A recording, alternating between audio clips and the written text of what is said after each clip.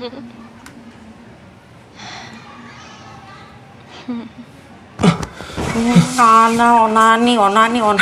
Cabo, pakai baju lo. What's up brother, ketemu lagi dengan gua Chandra Breo, tetap di channel kebanggaan kalian. Video kali ini saya akan menceritakan alur cerita film berjudul Jakarta versus Everybody. Film ini menceritakan seorang pria berumur 23 tahun yang merantau ke Jakarta untuk menggapai mimpinya menjadi aktor seperti Iko Uwais atau Kang Yayan Ruhian. Namun di perjalanan menggapai cita-citanya, dia terperosok ke dunia hitam ibu kota menjadi pengedar narkoboy. Seperti apa lengkapnya? Kita lanjut ke alur ceritanya. Cekibrot. Film diawali oleh seorang pria bernama Dom yang menjadi aktor tambahan. Namun dia diperlakukan tidak adil oleh para kru yang lain, yang mana dia mendapatkan pukulan serius tapi bukan acting oleh pemain yang lain.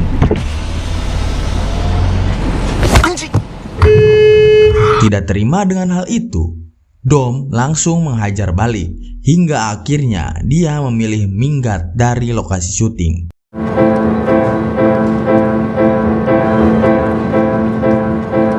Di mana dia datang ke Jakarta untuk meraih cita-citanya menjadi aktor terkenal. Dom yang berpegang teguh dengan tujuannya, dia pun mendatangi tempat casting yang lain. Namun di sana dia diminta untuk berfoto hanya menggunakan celana dalam saja. Buka sedikit resletingnya, kliennya minta.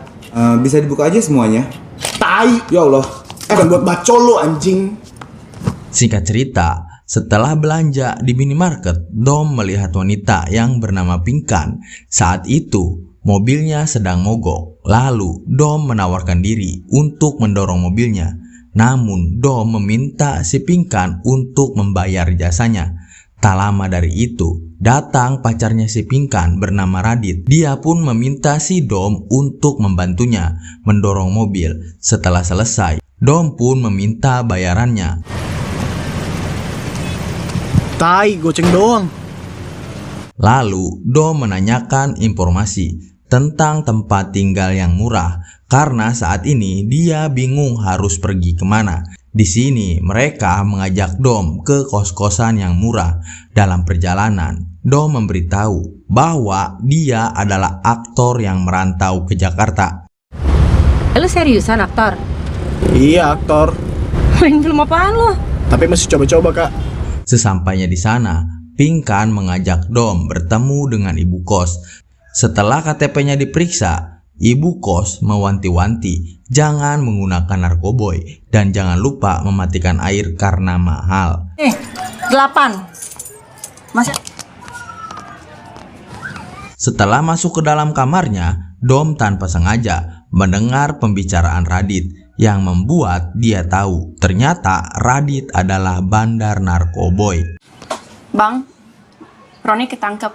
Perlu kalian tahu, si Dom ini pria yang sangat soleh karena pada saat itu dia melakukan PCS berbayar. Namun tiba-tiba Pinkan masuk. Onani. Mbak bisa ketuk pintu dulu gak sih? Masalah buat lo. Cabo, pakai baju lo. Dikarenakan si Dom sudah tidak memiliki uang, dia pun meminta pekerjaan pada Radit, meskipun dia tahu kalau pekerjaan itu melanggar hukum. Butuh orang gak? Gue join ya. Setelah tas dan pakaiannya diperiksa, Dom pun diterima menjadi kurir, mengingat kurir-kurir yang lain telah ditangkap polisi. Singkat cerita, Dom diajarkan menimbang dan memasukkan narkoboy ke dalam bungkus permen.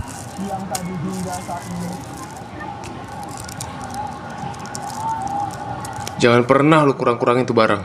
Jika benar Dom adalah seorang aktor, dia diminta memanfaatkan skill beraktingnya saat mengirim narkoboy agar tidak dicurigai. Kemudian Dom pun diberi HP dan harus mengganti nomornya jika barang telah diantarkan. Anter-anter enggak. Ragu tinggal. Singkat cerita, si Dom pun langsung praktek cara memasukkan narkoboy ke dalam bungkus permen. Sebelum mengantarkan barang, Dom diajak ke barbershopnya Radit yang dibelikan oleh Pinkan. Ketika akan berangkat, Radit mengatakan salah satu kurirnya telah tertangkap oleh polisi dan Dom diminta mengantarkan paket itu keesokan harinya saja. Serius lu? Terus lu ngapain nelfon gue? Goblok. Dong, lu nganterin besok aja ya. Putri kena.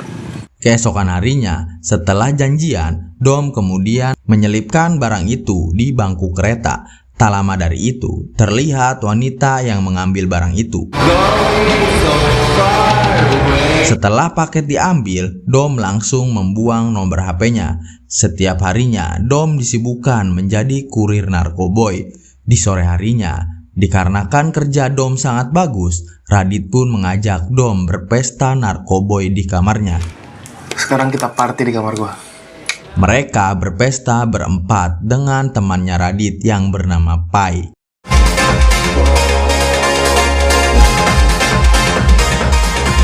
Keesokan harinya, Dom diminta mengantarkan paket ke kamar hotel nomor 305. Namun, saat mengantarkan paket itu, wanita itu mengaku kalau dia tidak memesan burger. Padahal Dom telah mengemas narkoboy itu dalam makanan. Room service. Wagyu beef burger. Saya nggak pesan burger. Merasa nomor hotelnya telah benar, Dom kembali mengetuk pintu. Hingga akhirnya si wanita itu mengaku telah memesan burger. Burger apa ya? Oh iya deh, saya pesen. Si anjing, bilangnya nggak pesen. Beberapa hari kemudian, Dom kembali mengantarkan paket di sebuah kereta dengan pembeli yang sama. Saat itu, Dom memberitahu kalau barangnya tidak sengaja terlempar ke bawah kursi yang di atasnya ada seorang pria sedang tidur. Setelah melihat ciri-ciri orang yang dimaksud, wanita itu langsung mengambil paketnya. Yang ternyata pria yang sedang tidur itu adalah si Dom sendiri. Setelah itu, Dom kembali diminta mengantarkan paket ke sebuah bandara. Di sana, Radit memberitahu untuk menyembunyikan barang tersebut di tangannya menggunakan plester agar orang lain mengira itu adalah bekas luka. Ini lu antar ke bandara. Tapi lu plester aja di tangan biar kayak luka. Dalam perjalanan, Dom segera menyembunyikan barang tersebut menggunakan plester. Sesampainya di bandara, Dom berhasil lolos dari pemeriksaan bandara. Setelah itu, Dom langsung menempelkan barang itu di sebuah kursi.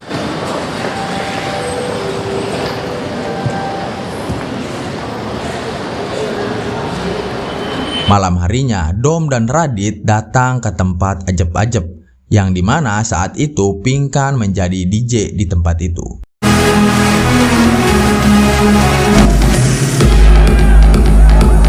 Ketika itu, Dom membawa seorang wanita ke dalam toilet. Setelah selesai, Pinkan yang mengetahui Dom telah pok-poknyoy menasehati jangan menggunakan perasaan. Siapa? Bukan siapa-siapa, Kak. Jangan pakai rasa lo. Di perjalanan pulang, Radit menuduh kalau Pinkan mulai menyukai Dom. Dia berpikiran seperti itu setelah mendengar pembicaraan mereka ketika di toilet. Kan sama si monyet nih. Apaan sih lo? Lu becek kan ngeliat dia? Dikarenakan si Radit sangat cemburuan, dia pun meminta mereka berdua untuk turun. Kemudian Radit menyuruh Pinkan pacarnya itu untuk mencium Dom saat ini juga. Sakit lo ya? Keesokan harinya, Dom menyamar menjadi pengantar pizza untuk mengirimkan barang ke salah satu pembeli. Saat sudah sampai, Dom dibukakan pintu oleh anak kecil. Anak itu mengatakan kalau ibunya sedang tidak ada di rumah. Setelah masuk ke dalam, Dom sangat terkejut melihat bayi ada di sana. Ternyata ibunya bekerja sampai larut malam, meninggalkan kedua anaknya. Di sini, Dom merasa sangat kasihan dengan mereka. Sebelum pergi, Dom menyelipkan barang itu ke dalam hiasan plastik yang ada di meja. Sampai ketika Dom kembali diminta untuk mengantarkan barang. Sambil menunggu barangnya diambil, Dom berpura-pura menjadi pegawai pabrik es batu. Karena tak kunjung diambil, dia pun menelpon Radit. Barangnya nggak diambil-ambil. Rasanya gue nggak enak, Bang.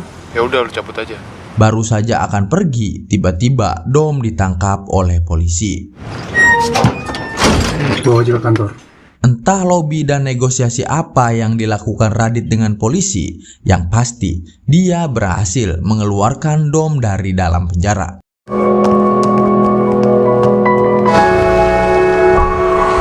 Di kamar, Dom menuliskan cita-citanya di tembok, mulai dari banyak uang, pacaran dengan Chelsea Islan, main film, ketemu Chico Jericho, tetap Jokowi, dan yang terakhir ingin mengubah hidupnya jadi lebih baik.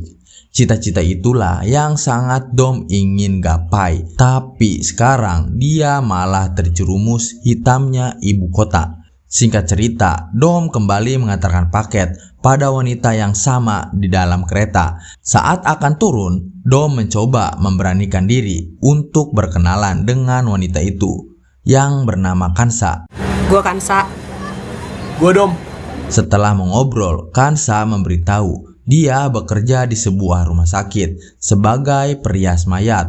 Singkat cerita, setelah mereka mulai dekat, lalu Kansa mengajak Dom untuk melihat proses pekerjaannya. Ginilah kerjaan gue. Lah, ada foto Bang Gorik. Tahu. Setelah itu, Dom diajak mampir ke kosannya Kansa. Di sana, mereka saling bercerita tentang kehidupan mereka satu sama lainnya. Saat itu, Dom ngelamun kencang setelah mendengar bahwa penyesalan itu bisa membunuh seseorang. Kalau penyesalan itu bisa ngebunuh hidupnya. Hari demi hari hubungan mereka semakin dekat. Saking dekatnya tanpa terasa ada yang masuk sehingga gurih-gurih nyoy. Lo jangan kebanyakan makan kuning telur. Setelah pulang, Dom lanjut menonton film action bersama ibu kos dan penghuni yang lainnya. Di sisi lain, Radit hampir saja membunuh pacarnya sendiri setelah tahu dia telah tidur dengan pria lain. Meski begitu, Radit merasa sangat bersalah mengingat hidupnya selama ini telah banyak dibantu oleh Pinkan.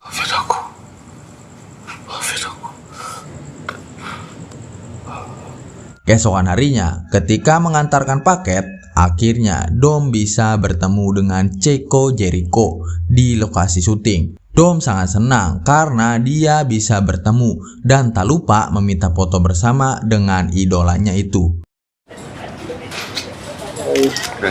Setelah itu, Dom meminta Chico memberikan selamat kepada temannya yang sedang ulang tahun. Radit, Ya, yang ke-19. selamat ulang tahun ya.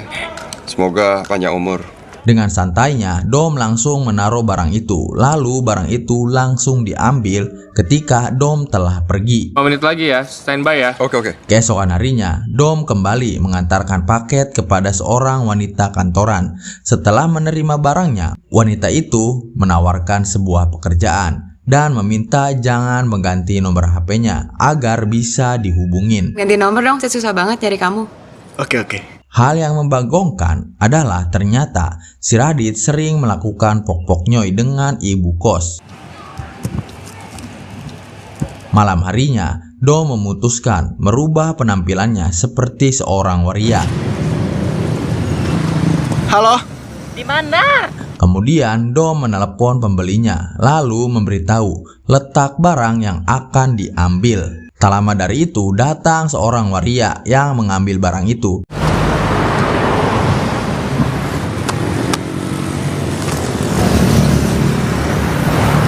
Setelah pulang, Dom seketika menangis, merasa sangat capek dengan kehidupannya yang sekarang.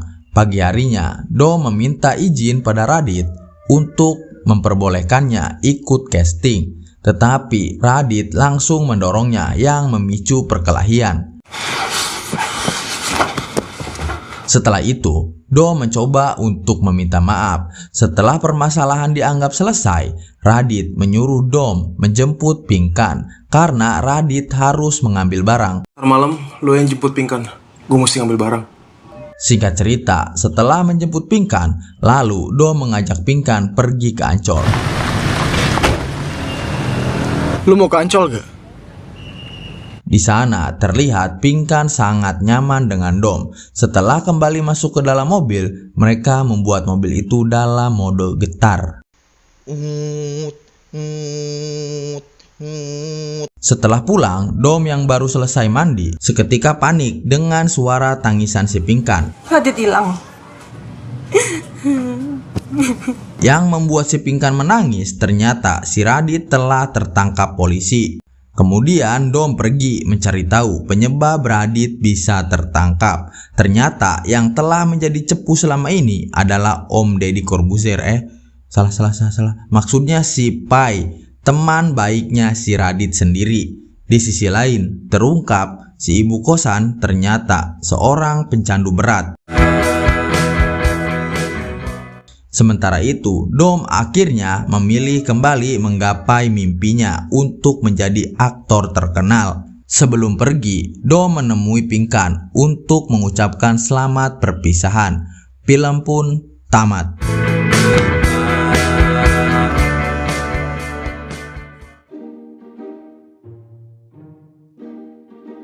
Gimana mengerti? Film ini mengusung tema dan cerita yang sangat dekat dengan dunia malam. Namun ceritanya tidak terlalu kuat, tapi acting dari seluruh pemain sangat bagus yang membuat film ini jadi bagus dan hidup. So iya kan, berkomentar segala juga nyawa tentang film. Ya, mudah-mudahan kalian terhibur. Ketemu lagi di next video selanjutnya. Peace and subscribe. His name is John C.